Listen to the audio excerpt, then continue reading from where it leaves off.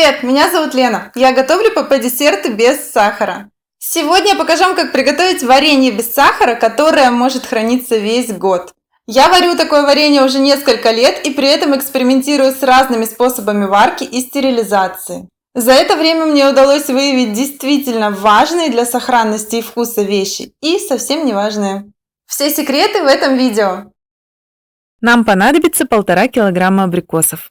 Это количество рассчитано примерно на банку объемом 1 литр.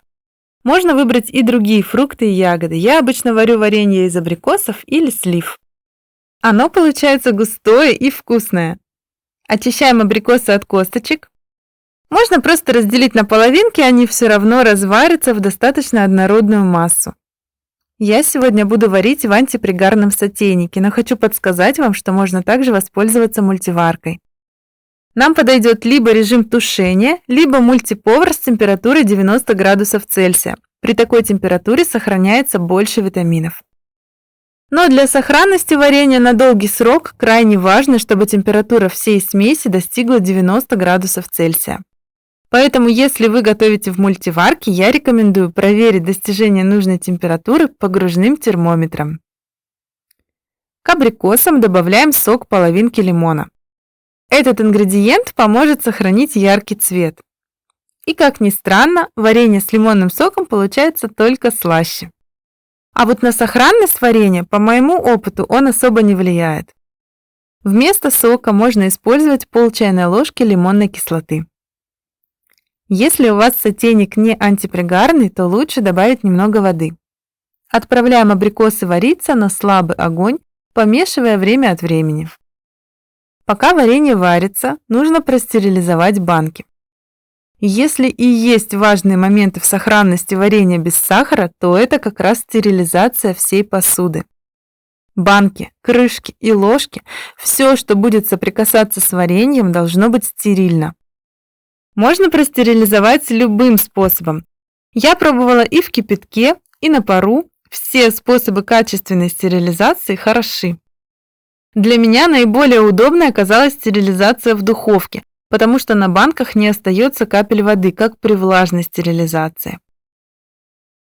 Устанавливаем банки, крышки, ложки на решетку для духовки.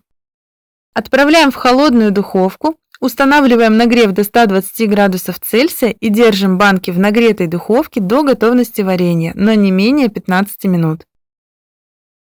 Примерно за это время как раз сварится варенье. Для нас важно, чтобы вся масса достигла температуры 90 градусов Цельсия, а дальше на ваше усмотрение. Когда варенье вот так активно кипит и без термометра ясно, что нужная температура достигнута. На этом этапе вы можете попробовать варенье на вкус и положить подсластитель, если требуется. Я не кладу и расскажу в конце видео, каким на вкус получается такое варенье. Мне нравится, когда кусочки абрикосов полностью размягчаются, чтобы получился своеобразный джем. В случае с абрикосами, сливами и спелыми яблоками это занимает около 15-20 минут. Если же вы готовите варенье из ягод, то чаще всего для густой консистенции его нужно варить дольше, чтобы выпарилась лишняя влага. Когда варенье достигло и нужной температуры, и нужной вам консистенции, достаем банки из духовки. Внимание! И банки, и варенье при заливке должны быть горячие. Стерильной ложкой перекладываем варенье, пока оно не остыло. Заполняем банки почти доверху и закручиваем крышки.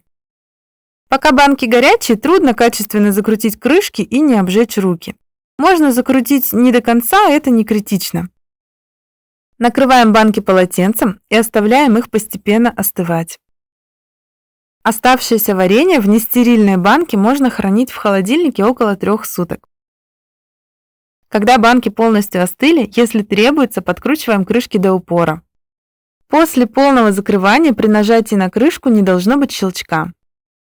Для оформления баночек достаточно обернуть их крышку кусочком крафтовой бумаги и повязать вокруг веревкой. Можно подписать.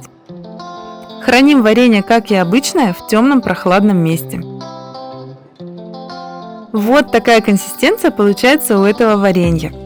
Если охладить его в холодильнике, то будет еще немного погуще.